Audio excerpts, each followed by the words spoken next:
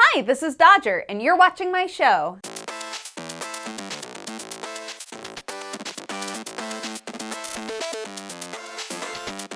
Three, two, one, ready, go. So I went to see Kingsglaive. I think Jesse put like a full review of the movie up on his channel, but I went to see it with Jesse and Gerard and Octopimp, and it was very fun. It's part of their transmedia Final Fantasy 15 campaign. I just learned the word transmedia this morning. But yeah, it was pretty cool because it gave you a lot of world building, right? Because I feel like, at least for me, all that I knew about Final Fantasy 15 was is a car full of boys and one of the boys is a prince and I think they're on the run, and that's about it. That's pretty much it, right?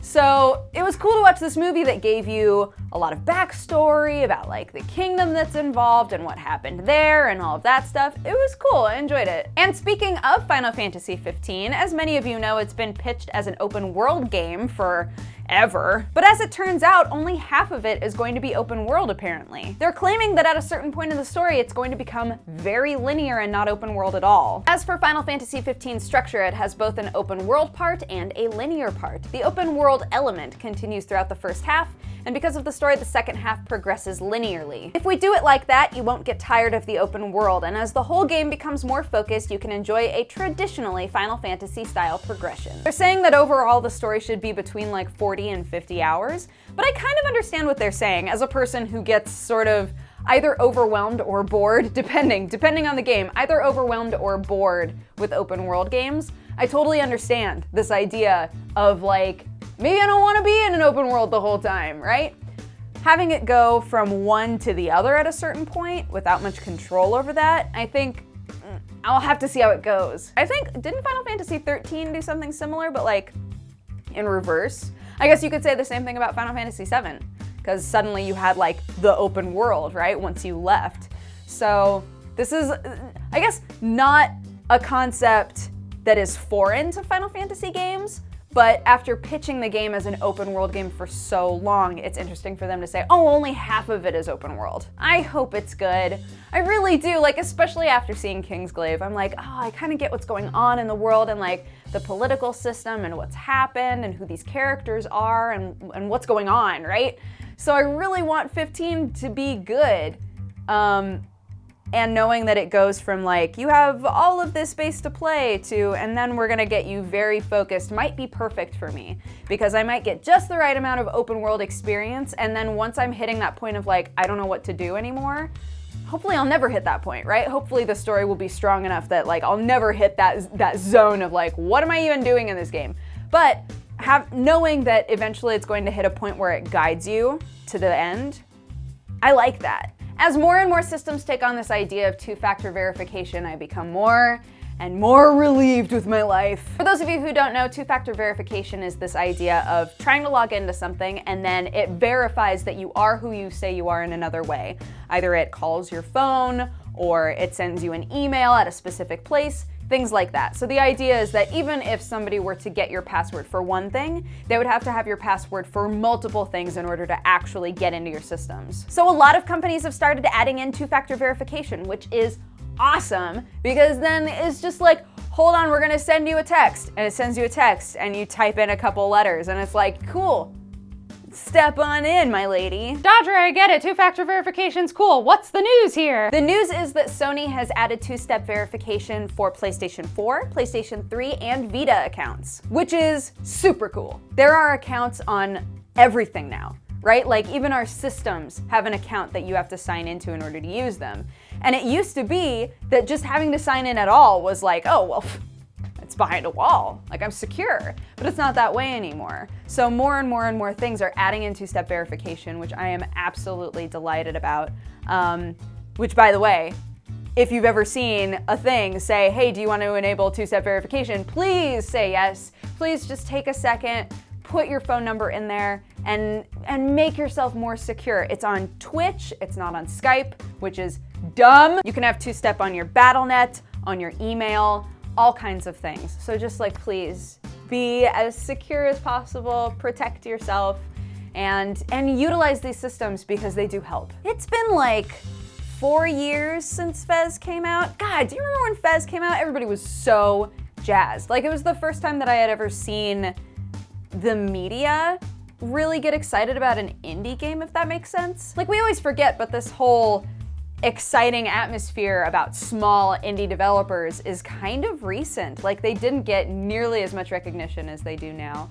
I remember when Fez came out, everybody was really, really, really excited about it, and it had its problems, but it was overall like a really good game that kind of messed with your perspective a bit. Not like your perspective on life, but like, you know. Anywho, after years of development, the final update to the game has finally come out, and it is over.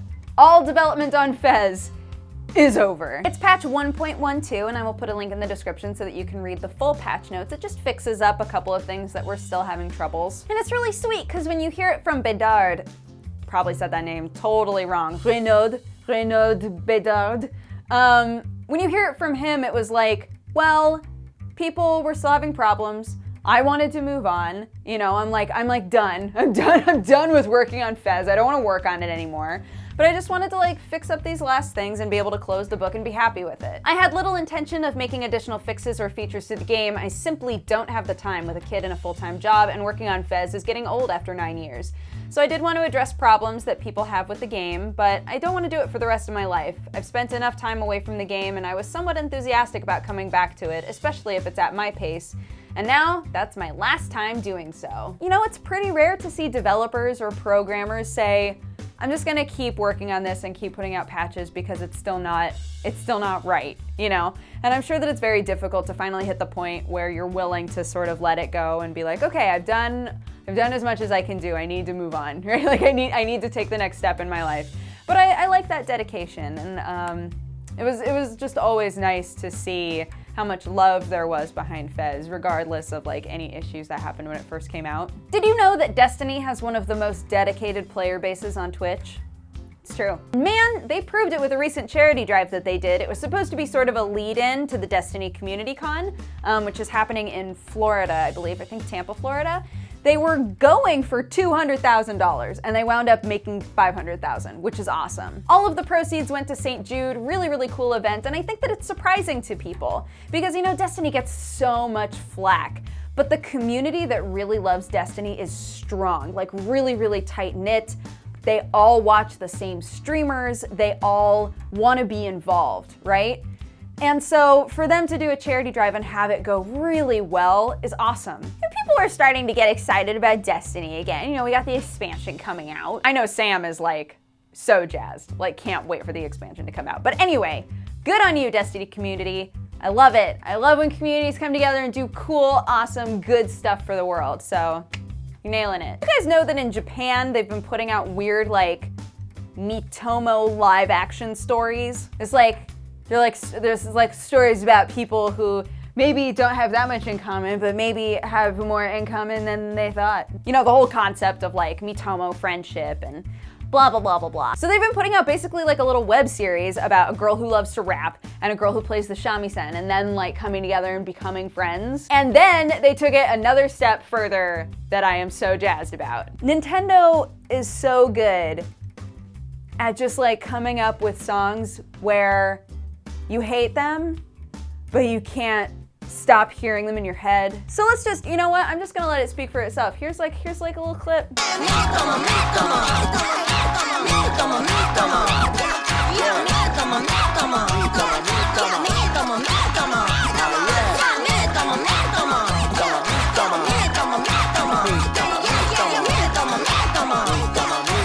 There's a Miitomo song now, and I'm gonna be really disappointed if it doesn't just play that song every time you open it.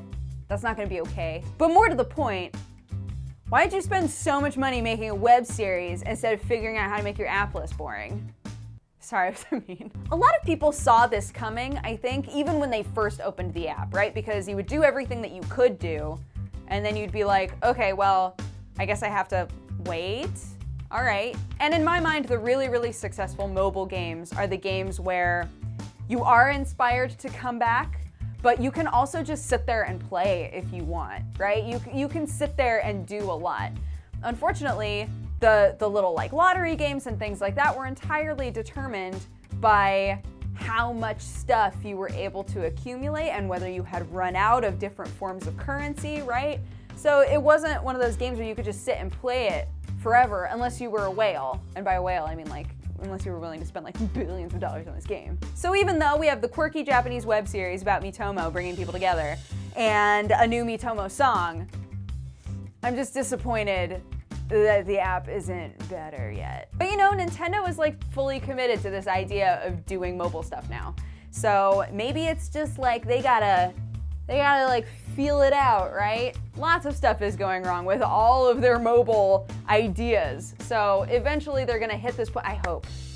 I'm saying this as like a hope and a prayer. Eventually they're gonna hit this point where they're like, something isn't working here. And for our final bit of news, when it comes to PC gaming and figuring out what controller to use, pretty unanimously everybody goes with an Xbox controller or something similar. The DualShocks you have to like just mess with so many drivers and just so much weird stuff. Like it's not plug and play, right? It's not like with an Xbox controller where you can just plug it in and it's like, oh sick, it works.